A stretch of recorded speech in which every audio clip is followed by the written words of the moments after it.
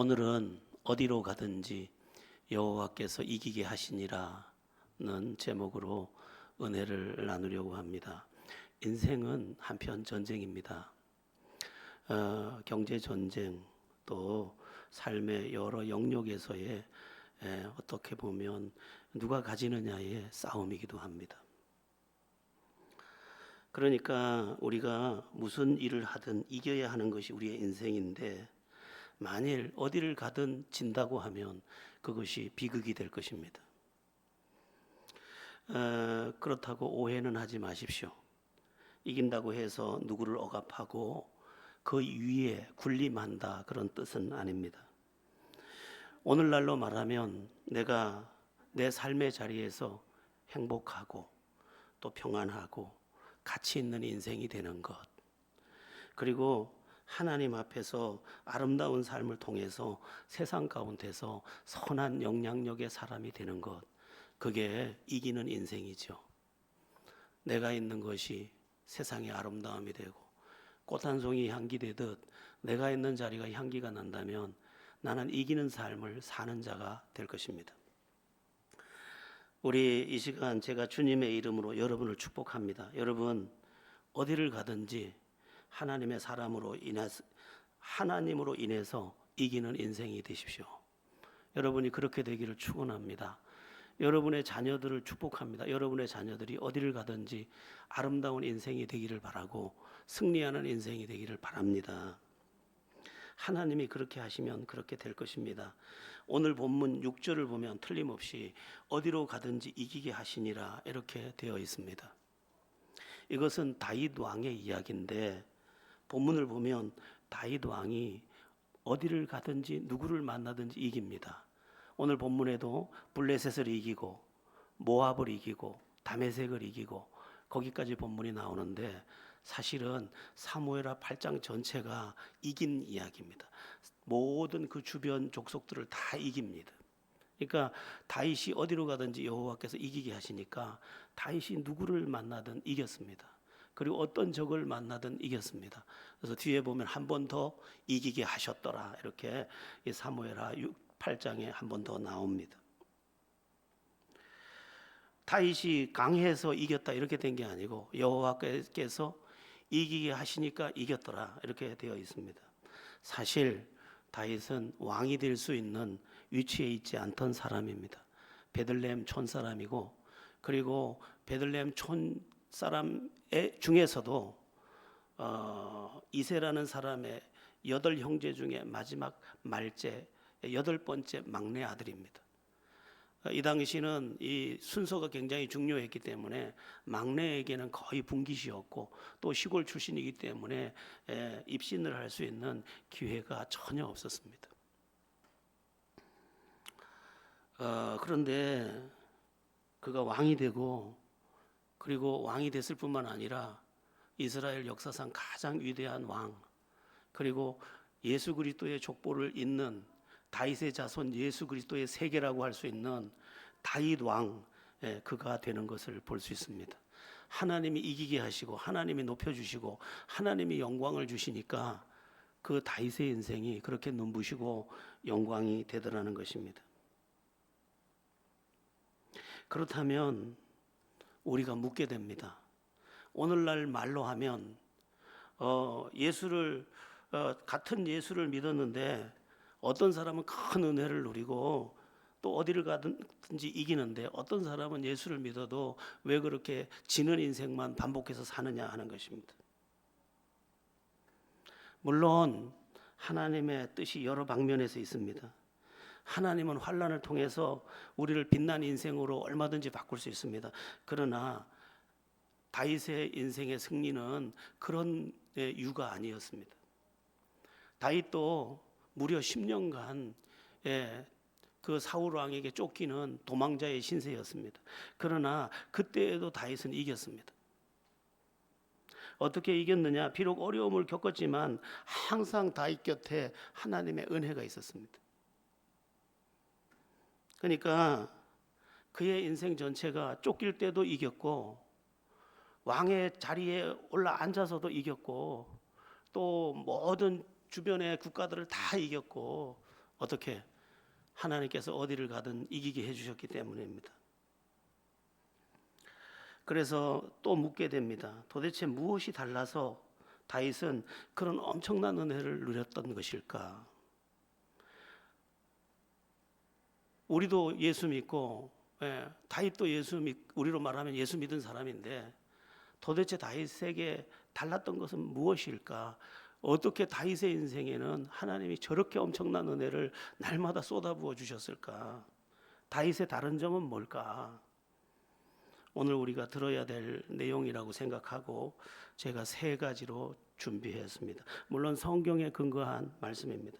첫 번째는 다윗의 믿음이 달랐던 것은 다윗의 마음 중심이 달랐습니다.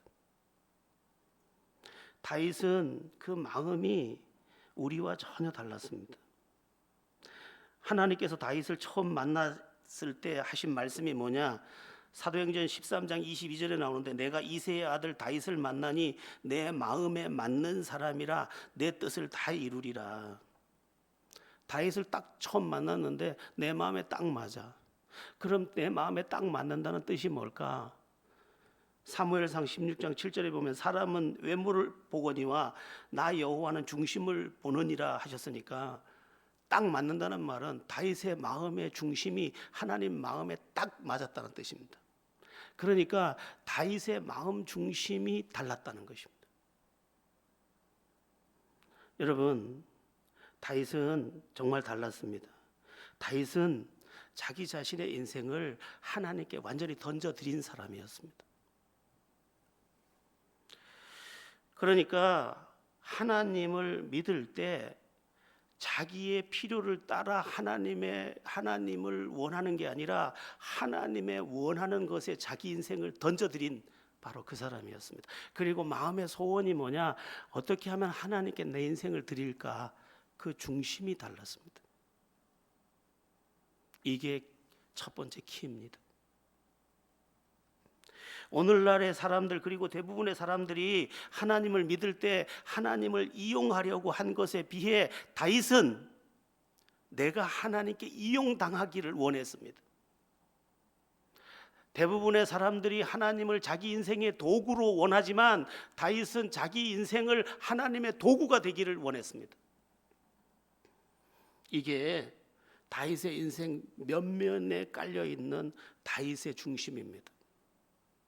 다윗이 처음 등용하게 되는 그 장면이 사무엘상 17장에 나오는데 사무엘상 17장에 골리앗과 이스라엘과 블레셋이 전쟁을 할 때 블레셋의 거인 키가 2m 70이나 되는 블레셋의 그 거인이 배틀째 같은 칼을 들고 하나님을 모욕합니다. 너희들 중에 나를 대적할 사람이 있으면 나와봐라. 너희가 하나님을 의지한다고 하지만 하나님이 너희를 어떻게 돕겠느냐 하고 이 이스라엘을 비웃을 때 이스라엘 군영에서 한 사람도 나가서 네가 감히 하나님을 모욕하다니 할 사람이 없었습니다. 그런데 이때 다윗은 자기 형이 군대에 있기 때문에 아버지의 심부름을 따라서 형들에게 가서 이 볶은 곡식을 주고 먹을 양식을 나눠주고 와라 라고 심부름을 갔다가 그 장면을 듣게 되고 아직은 키가 다 자라지 않은 이 다윗이 나서게 됩니다. 하나님을 모욕하는 이방의 블레셋 장수, 그가 키가 아무리 2m 70이고 배틀째 같은 창을 가지고 있다 할지라도 하나님이 나와 함께 하시면 내가 하나님을 모독하는 저 장수를 물리치겠다. 그리고 가서 자기 이야기를 합니다. 제가 싸우겠습니다. 그러자 아무도 나서지 않을 때 사울 왕이 네가 어떻게 저 사람을 이기겠느냐? 왕이시여, 저는 양을 치는 목동인데 제가 들판에서 사자를 만나도 사자 새끼의 수염을 잡고 그를 구덩이에서 물리쳤습니다. 사자를 찢게 하신 하나님께서 저를 능히 이기게 하실 것입니다. 그러자 사울 왕이 자기 갑옷을 벗어줍니다.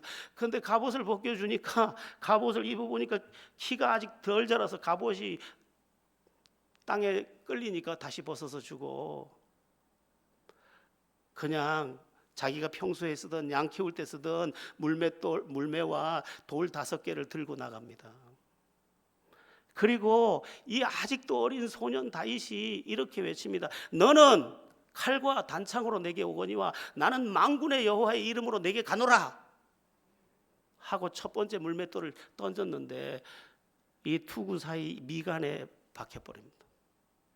그리고 그가 쓰러지고 자기는 칼이 없었기 때문에 그 블레셋 장군의 칼을 끙끙 꺼내서 그의 목을 찌르고 이스라엘이 승리하게 됩니다. 그러자 사울 왕이 저가 누구냐, 도대체 저가 누구냐? 예, 이새라는 사람의 아들인데 지금 형들의 심부름을 왔다 하나이다. 그를 내 병기 들은 소년으로 삼겠다. 예전에는 왕은 자기가 칼을 들고 다닐 수 없으니까 병기를 맡은 자, 옆에서 칼 들어주는 자, 칼을 이리 다오 하면 칼을 주는 소년으로 이제 사울 옆에 서게 되고, 그게 역사의 한 장 안으로 들어가게 하신 하나님의 방법이었는데, 마음 중심에 뭐가 있었느냐? 하나님을 얼마나 사랑하는지, 하나님께 자기 인생을 드리고 싶은 뜨거움이 벌써 소년 때부터 그 안에 있었고, 하나님은 그를 만나자마자 그것을 기뻐하셨던 것입니다.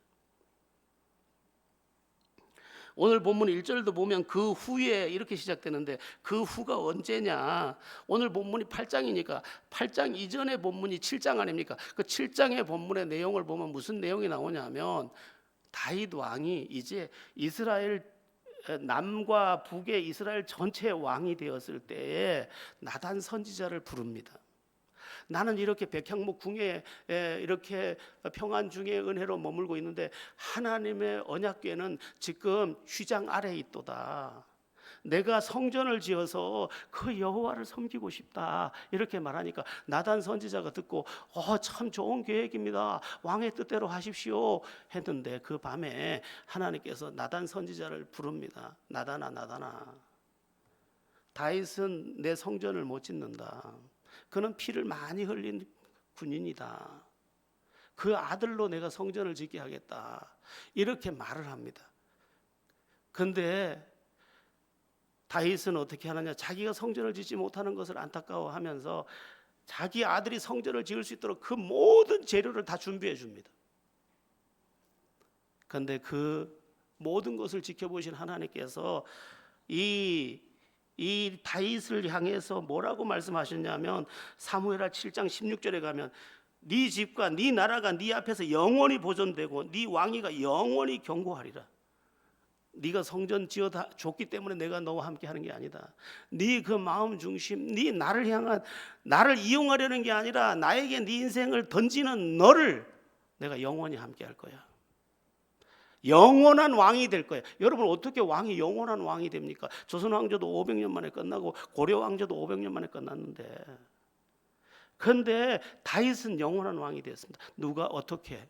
영원한 왕 다윗, 예수 그리스도의 세계와 연결이 되기 때문에 영원히 왕 되신 그리스도와 지금도 왕인 것입니다.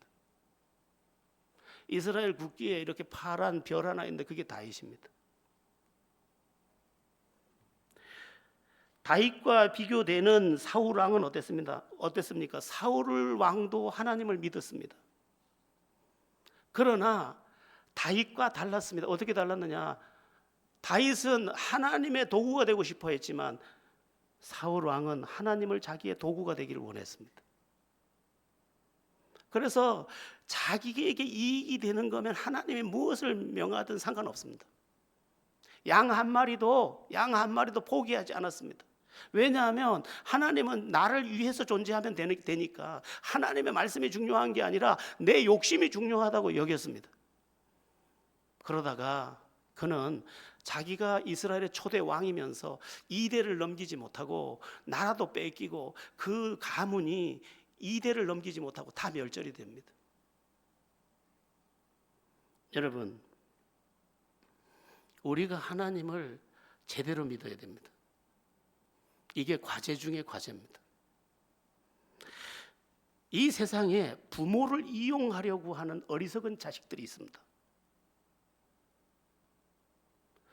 그리고 부모에게 이렇게 말합니다. 그거 팔아서 놔주면 안 돼요? 이 자식은 바보 자식입니다.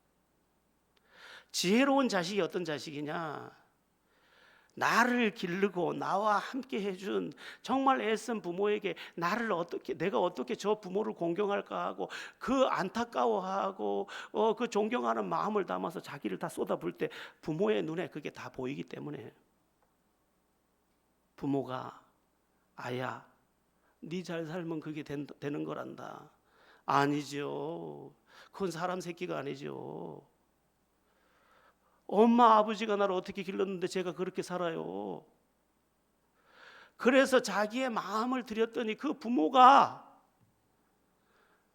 아니 변변히 해준 것도 없는데 이 자식의 마음이 이렇다고? 그러고는 자기가 줄 수 있는 모든 것을 동원해서 자식이 다 쏟아버려요. 육신의 부모님을, 육신의 아버지를 그렇게 모시는 원리처럼 하나님 아버지를 위해서 나를 여기 있게 하신 그 하나님 아버지께 나를 드리는 사람, 그가 다윗이 되는 거죠.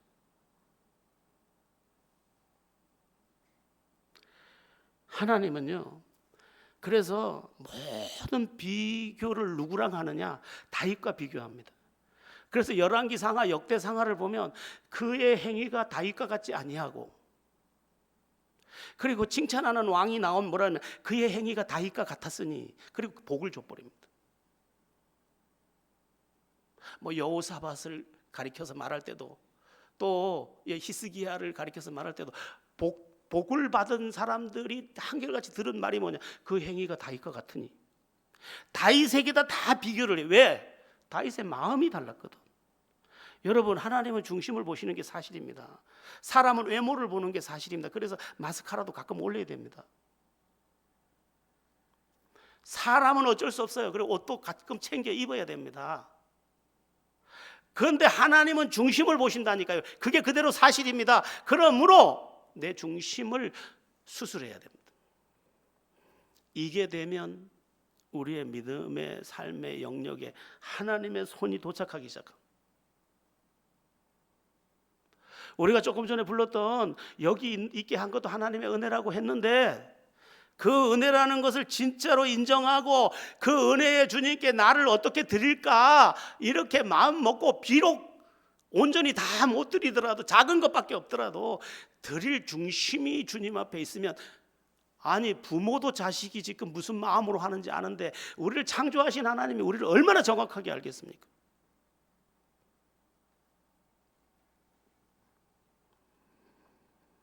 하나님을 이용하려고 하지 마십시오. 하나님께 이용당하려고 하십시오. 그때 모든 것이 회복됩니다. 왜? 살아계신 하나님이 중심을 정확하게 꿰뚫어 보시는 하나님이에요. 참 신비하죠. 세상을 이렇게 보면 하나님이 어떻게 저렇게 잘 만들어 놓으셨을까? 정말 걸어갈 때마다 감탄하면서 보지 않을 하늘 한 조각도 우리가 지루할까 봐 그랬는지 무서울까 봐 그랬는지 뻥 뚫어 놨으면 우리가 늘 두려울 건데, 하늘을 색깔을 바꿔가면서 구름을 펼쳐가면서 거기에 새떼가 날아가게 하면서, 그 가운데 어느 날은요 비를 뿌리는데 이거는 사람이 가습기를 틀어놓은 것처럼 그렇게 비가 내렸죠. 하나님이요 어떻게 손을 보드랍게 하셨는지. 천지를 창조하시고 우주를 완성하시고 그것을 경영하시는 하나님이 살아계신데, 그 하나님이 모든 것을 아시고 그 아시는 하나님 앞에 우리가 진짜 드림바 된다면 하나님이 어찌 우리를 떼먹겠습니까? 우리도 우리의 중심을 수술해서 하나님을 이용하려는 바보가 아니라 하나님께 나를 드리려는 하나님의 사람이 돼서 어디를 가든지 이기는, 하나님께서 이기게 하시는 그 은혜를 누리게 되기를 예수의 이름으로 축원합니다. 두 번째, 오늘 세 가지 이야기 한다고 했는데 다윗이 도대체 무엇이 달라서 어디를 가든 이기는 은혜를 누렸을까? 그 두 번째는 하나님을 다윗은 실제로 의지했던 사람입니다. 실제로 의지하는 척한 게 아니라 실제로 하나님을 인정하고 실제로 모든 경우에 의지했습니다. 그러니까 뭐 이렇게 말해야 됩니다. 다윗은 철저하게 하나님을 사실로 의지했다. 시편, 다윗이 절반 이상 쓴 시편, 또 다윗의 이야기 사무엘 상하. 사무엘 상하는 다윗 이야기입니다. 이 사무엘 상하의 면면이 흐르는 다윗의 이야기 속에 발견되는 모습은 다윗이 어떤 경우든 하나님을 온전히 믿고 온전히 의지했다는 것입니다. 제가 이걸 찾아서 줄 수 있지만 그냥 몇 가지만, 다윗이 얼마나 하나님을 철저하게 의지했는지 몇 군데만 좀 보겠습니다. 첫 번째가 제일 유명한 시편 23편 1절입니다. 우리 시편 23편 1절 보겠습니다. 여호와는 나의 목자시니 내게 부족함이 없으리로다. 참 유명한 시입니다. 자기는 양을 길러본 사람이에요. 양을 길러본 사람인데 양이 한없이 약해요. 발톱도 없지요, 이빨도 없지요, 또 빠른 발도 없지요.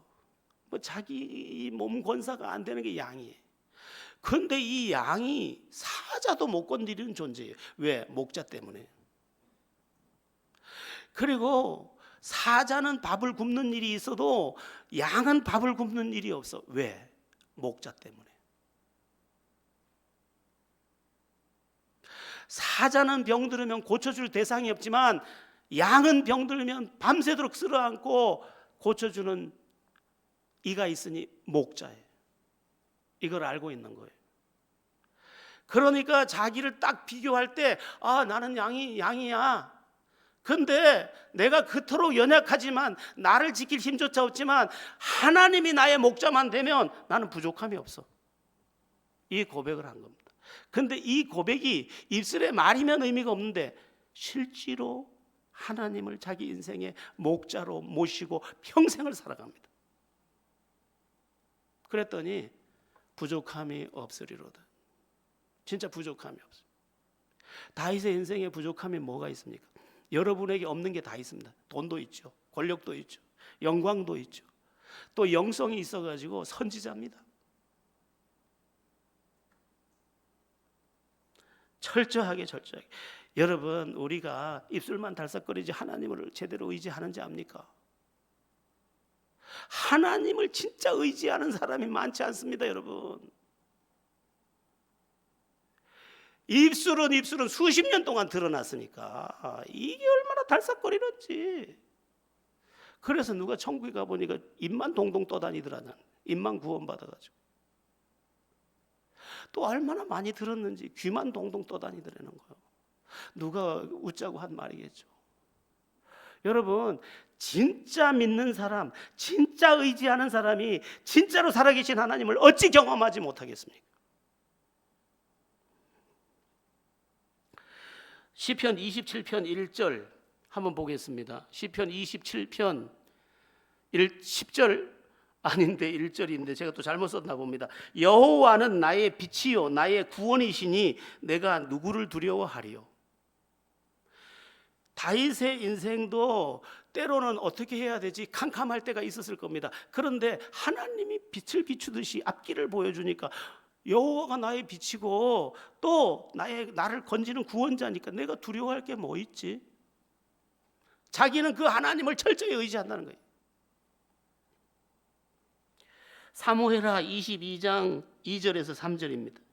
사무엘하 22장 2절에서 3절 시작. 이르되 여호와는 나의 반석이시오 나의 요새시오 나를 위하여 나를 건지시는 자시오 내가 피할 나의 반석의 하나님이시오 나의 방패시오 나의 구원의 뿌리시오 나의 높은 망대시오 그에게 피할 나의 피난처시오 나의 구원자시라 나를 폭력에서 구원하셨도다. 이 말이 아닙니다.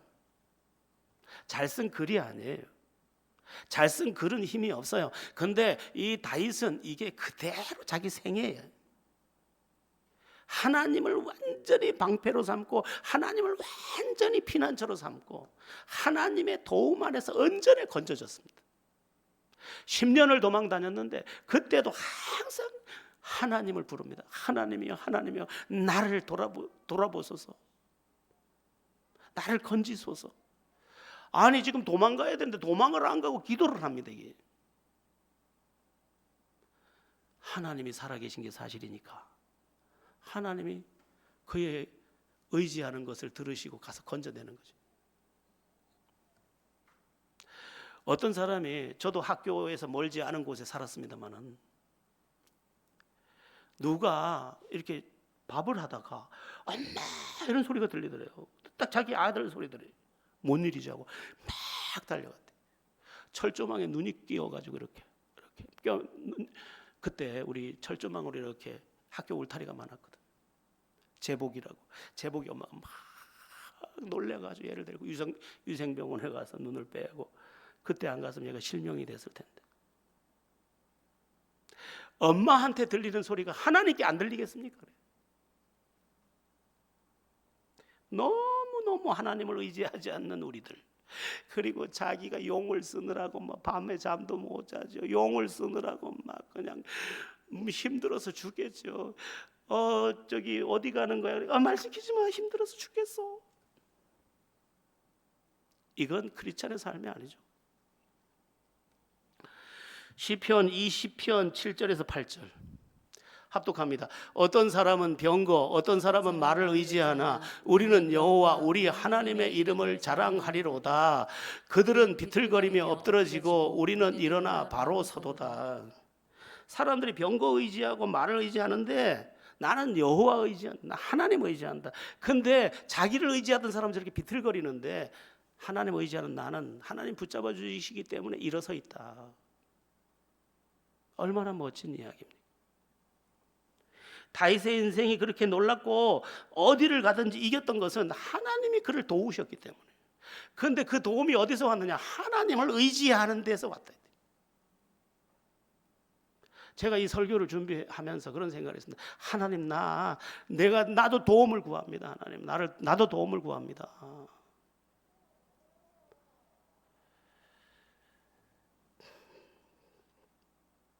하나님을 의지하면 어떻게 되느냐? 시편 37편 5절 6절에도 이게 다윗의 고백인데 한 번 더 보겠습니다. 시작. 내 길을 여호와께 맡기라. 그를 의지하면 그가 이루시고 내 의를 빛같이 나타내시며 내 의를 정오의 빛같이 하시리로다. 저를 의지하면, 그를 의지하면 그가 이루신대요. 우리가 그를 의지 안 하는 거예요.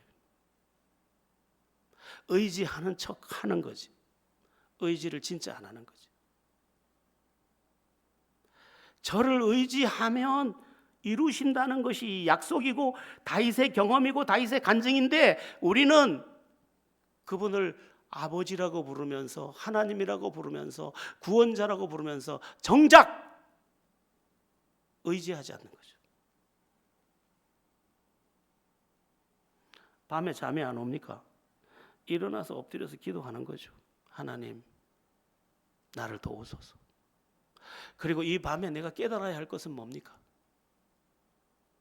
저도 잠이 너무 안 와서 뭐 둘러놓다가 뒤집으면 기도 아닙니까? 딱 뒤집어서 하나님, 제가 깨달아야 하는 게 뭡니까?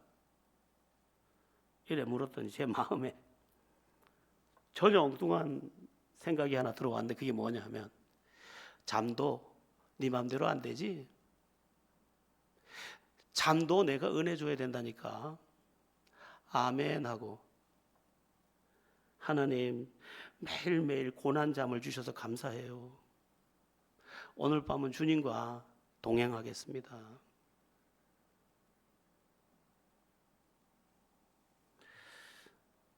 자, 여러분 한번 따라해 봅시다. 하나님 살아계십니다. 예, 그분을 의지하십시오. 살아계십니다. 그분은 우상이 아니에요. 그분은 인간이 만든 작품이 아니에요. 그분은 우리를 만드신 분이에요. 그리고 우리를 사랑하는 분이에요. 제가 오늘 글을 하나 써서 페북에 올려놓고 왔는데 제가 그런 고백을 썼습니다. 나를 사랑하는 당신, 나를 사랑하는 당신. 예. 6월의 꽃이 뭡니까, 여러분? 흠칫 어느새 6월, 새날에 동이 튼다. 지저귀는 새들의 아침. 아침 기도 가는 길, 빨간 첨탑 예배당, 길 건너 저만치 발걸음이 설레인다. 언제나처럼 은혜를 베푸소서. 6월의 수국처럼 당신께서 사랑하는 나로 탐스럽게 하소서. 당신께서 사랑하는 나로. 난 하나님이 나를 사랑한다고 나는 믿습니다. 나를 사랑하는 하나님이 나를 기뻐하기에 내가 그 사랑의 하나님을 의지할 때 이루실 것을 믿습니다. 다윗은 이 사실에 철저했습니다. 그 믿음이 굳건했습니다. 그래서 기가 막힌 웅덩이에서도 사람의 이름을 부르지 않고 주의 이름을 불렀습니다. 그러므로 하나님이 이기게 하시니까 어디를 갔든지 이기게 하시니라, 이렇게 결론이 난 것입니다. 저는 우리 교회가 하나님을 실제로 의지할 줄 아는, 하나님을 실제로 인정하고 하나님을 실제로 의지해서 하나님의 살아계심을 실제로 삶으로 만나는 그런 교회가 됐으면 좋겠습니다. 그렇게 되기를 축원합니다. 다윗 왕 도대체 또 무엇이 달라서 어디를 가든지 이기는 은혜를 누렸을까? 그 세 번째는 다윗이 말씀의 사람이었다는 것입니다. 다윗은 말씀의 사람입니다. 다윗은 하나님의 말씀을 정말 사랑했고, 다윗은 하나님의 말씀이 그대로 진리요 사실이라고 확실히 믿었습니다. 하나님의 말씀이 그대로 된다고 온 존재로 인정하고 그 말씀을 자기 인생의 나침판으로 삼아서 그 말씀이 지시하는 곳으로 향하여 갔습니다. 그는 말씀을 책으로 보지 않았습니다. 그는 말씀을 사실로 보았습니다. 그래서 그 말씀을 사실이기에 사실로 믿고 사실로 의지하고 사실로 순종했더니 어디를 가든지 이기더라는 거예요. 이게 우리의 또 문제입니다. 말씀을 듣긴 듣는데 사실로 안 받는 거죠. 그냥 성경 말씀, 설교 말씀 이렇게 듣다 보니까 이 말씀이 손에 움켜쥐거나 삶에 움켜쥐어지는 게 아니고 또 내 인생에 심겨지는 게 아니고 그냥 귀를 흘러서 지나가다 보니까 심지 않은 씨앗처럼 내 손에만 한 움큼 들려있는, 그래서 열매를 보지 못하는 우리가 되는데 다윗은 안 그랬다. 다윗이 하나님의 말씀을 얼마나 사랑했는지 모릅니다. 우리 함께 그가 고백하는 시편 1편, 유명한 시편이죠. 우리 시편 1편 1절에서 3절까지만 한번 보겠습니다. 시작. 복 있는 사람은 악인들의 꾀를 따르지 아니하며 죄인들의 길에 서지 아니하며 오만한 자들의 자리에 앉지 아니하고 오직 여호와의 율법을 즐거워하여 그의 율법을 주야로 묵상하는도다. 그는 시냇가에 심은 나무가 철을 따라 열매를 맺으며 그 잎사귀가 마르지 아니함 같으니 그가 하는 모든 일이 다 형통하리로다. 다윗은요, 하나님의 말씀을 가진 자가 시냇가에 심은 나무가 된다, 이렇게 말했습니다. 이스라엘 그 중동 지역에는 나무의 절대 조건이 뭐냐? 물입니다. 물만 있으면 땅은 기름지기 때문에 이거는 시절을 쫓아 과실을 맺습니다. 그러니까 하나님의 말씀을 가진 사람은 시절을 또 쫓아서 철철히 열매를 맺을 수밖에 없다. 그는 잘 될 수밖에 없다. 그는 복 있는 자가 될 수밖에 없다. 이 이야기를 지금 자기 생애를 걸고 말하고 있는 것입니다.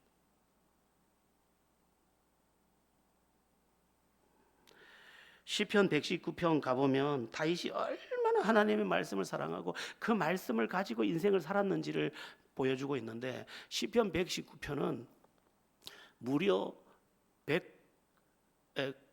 179절인가요? 176절이나 됩니다. 176절. 근데 그 한 절 한 절이 다 말씀에 대한 고백입니다. 자기가 삶으로 살아내고 자기가 삶으로 경험한 생명의 말씀. 176절이에요. 얼마나 말씀을 사랑하는지 몰라. 그리고 얼마나 이 말씀을 사실로 인정하고 그것에 기대어서 매일을 살아가는지 몰라. 그랬더니 말씀의 결론에 도착하고 보니까 어디를 가든지 이기는 거죠. 그래서 제가 5가지만 골라봤어요. 챗 GPT한테 얘기했어요. 시편 119편에서 가장 중요한 요절 5개만 골라줘 그랬더니 바로 GPT가 골라주더라고요. 여기 GPT가 고른 거 5개만 알려드릴게요. 제가 첨단이니까요. 네. 이거 말고도 뭐 제가 좋아하는 119편의 그 구절은 뭐 기가 막힌 게 많이 있지만 GPT한테 이거 물어본 겁니다. 자, 먼저 9절 보겠습니다. 시편 119편 9절 시작. 청년이 무엇으로 그의 행실을 깨끗하게 하리이까 주의 말씀만 지킬 따름이니이다. 내 삶을 깨끗하게 하는 비결은 자긴 간단하대. 예? 말씀에 비춰보면 끝난다는 거예요. 자기를 정결하게 하는 삶의 원리를 성경의 거울을 가지고 자기는 만들어내고 있었습니다. 사실로 살아낸 것입니다. 자, 18절 읽어보겠습니다. 내 눈을 열어서 주의 율법에서 놀라운 것을 보게 하소서. 말씀을 깊이 보면 볼수록 더 놀랍습니다. 하나님 더 깊은 말씀을 주시옵소서. 말씀이 너무 목이 마르고 이걸 알면 자기는 뛸 듯이 기쁘고 이것 안에 답이 있으니까 말씀을 사랑했습니다. 105절을 보겠습니다. 아니, 세 번째 했네요. 네 번째 105절 보겠습니다. 시작. 주의 말씀은 내 발의 등이요 내 길의 빛이니이다. 아무리 세상이 어둡다 해도 난 어둡지 않아. 왜? 말씀이 비춰주거든. 난 어떻게 살아야 되는지 알고 있어. 이 세상이 왜 이렇게 됐는지 알고 있어. 왜? 나는 빛의 조명에서 보고 있거든. 이게 다윗이야. 이게 다른 거예요. 165절 시작. 주의 법을 사랑하는 자에게는 큰 평안이 있으니 그들에게 장애물이 없으리로다. 내 인생에 장애물이 없어. 큰 평안이 있어. 그게 어디서 온지 알아? 하나님의 말씀을 사랑하고 그 말씀을 의지해서 사는 데서 왔어. 나 평안하다니까. 앞에 아니에요. 저 다윗 왕이시여. 저기 저 아마샤가 그러는데 왕을 어떻게 이제 지금 왕의 그 정치에 대해서 불만이 많다고 하던데요. 나는 그가 왜 그러는지 알아. 그리고 어떻게 해야 될지도 알아. 말씀이 내 인생에 빛이 돼 주었거든. 그래서 다윗이요.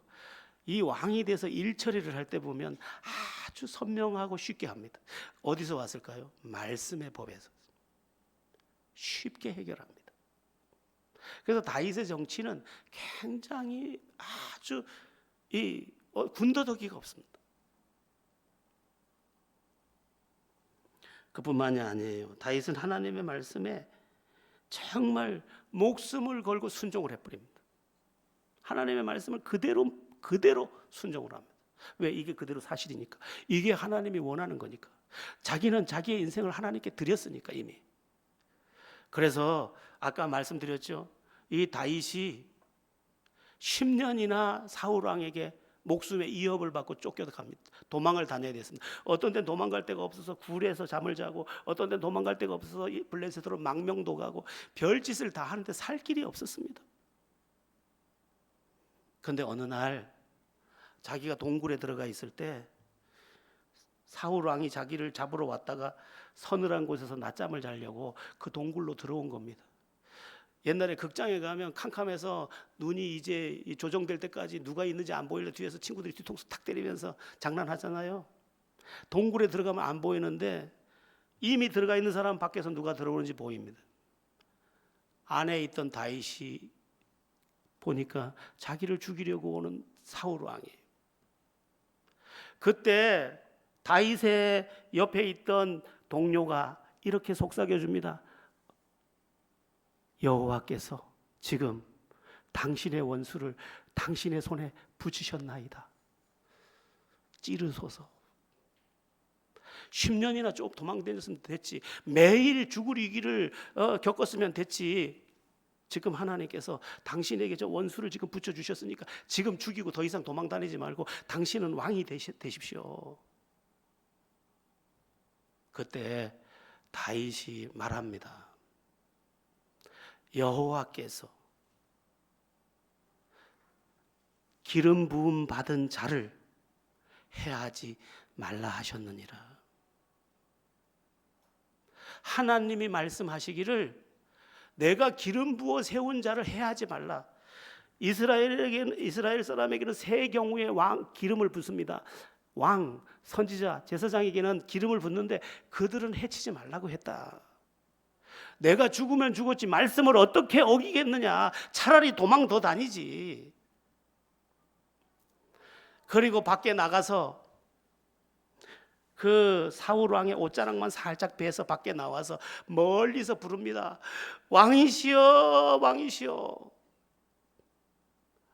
당신이 내가 있는 곳에 왔기로 내가 당신을 해할 수 있었으나 여호와께서 기름 부음 받은 자를 해하지 말라 하였기로 내가 당신을 해하지 아니하였나이다. 당신은 개 같은 나를 왜 이렇게 죽이려 하시나이까. 그때 사울 왕이 돌아서서 이렇게 말을 합니다. 다윗아, 다윗아, 네가 나보다 크도다. 장차 하나님께서 이스라엘을 너에게 줄 것인데 네가 나와 내 집안을 살펴줘라. 저기 예언을 해줘버렸대.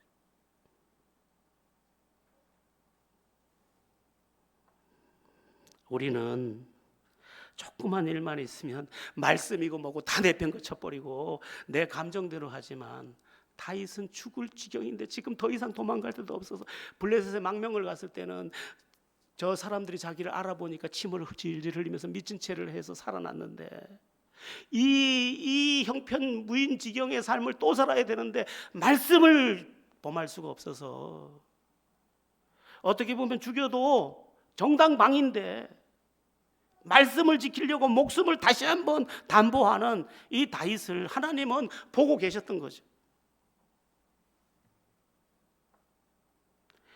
이 다윗 왕국 시대는 사실 주변 국가가 참 여러 형태를 갖추고 있었습니다. 그래서 군사력을 많이 갖출 필요가 있었는데 하나님께서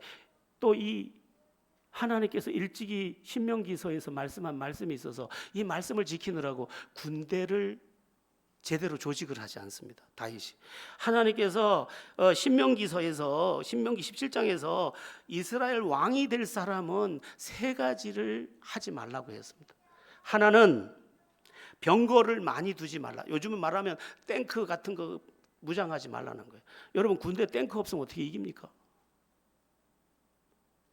두 번째, 아내를 많이 두지 마라. 세 번째, 돈을 많이 쌓아두지 말라는 거죠. 은금을 많이 두지 말라. 그래서 다윗의 군대에는 뭐가 없었느냐? 마병이 없습니다. 아니 옛날에 말 타고 기마병이 있어야지. 몽골이 세계 제패할 때도 기마병 때문에 다 세계를 제패했는데 너는 다윗 왕이 얘기합니다. 아니 우리도 무장을 해야 블레셋도 이기고 에돔도 이기고 다 이깁니다. 아람 나라가 얼마나 강합니까? 무장해. 아니야. 하나님의 말씀이 마병을 많이 두지 말라 하셨어. 그래서 다윗 시대의 말은 군사용으로 쓸 수 있는 말이 없었습니다. 다 말의 힘줄을 끊어서 수레를 끌거나 이런 데만 사용했습니다. 그런데 다윗이 단에서 부엘세바까지 영토 확장을 다 합니다. 하나님이 이기게 하시니라. 뭐 다윗 부인 많던데요. 아비에셀도 부이고 바세바도 있고 뭐 많던데 그래가지고 어떤 사람이 주석에다 해석을 했는데 나도 아니 아내를 많이 두지 말라 했는데 뭐 한 내가 계산해봐도 한 4명 5명 되는데 많은 거 아닌가 그랬더니 그 해석에 누가 일어났다. 당신이 왕 됐으면 그만 당신이 왕 됐으면 5으로 그쳤겠는가. 어쩔 수 없이 받은 부인 외에 부인이 없었다는 거예요. 그리고 은금을 많이 두지 않고 하나님께 다 쏟아붓는 다 쏟아버릴 때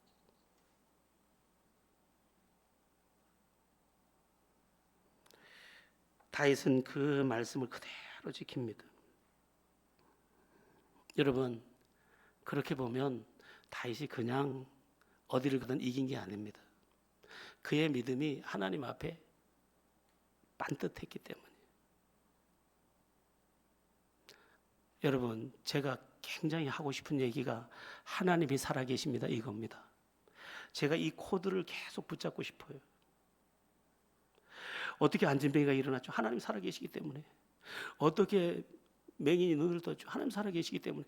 이 이야기를 계속하고 싶은데, 그 살아계신 하나님이 나의 하나님이 되는 방법, 이렇게 물으면 오늘 다윗의 방법입니다. 하나님 이용하려고 하지 마라. 오히려 하나님께 나를 쏟아부어라. 하나님을 실제로 의지해라. 말씀은 말이거나 책이 아니라 그대로 사실임을 인정하고 그 말씀에 생을 걸어라. 그러면 우리의 인생도 어디를 가든 여호와께서 이기게 하시리라. 우리 제자 가족들 모두가 오늘의 말씀을 붙잡고 어디를 가든 하나님으로 말미암아 이기는 은혜가 있기를 예수의 이름으로 축원합니다.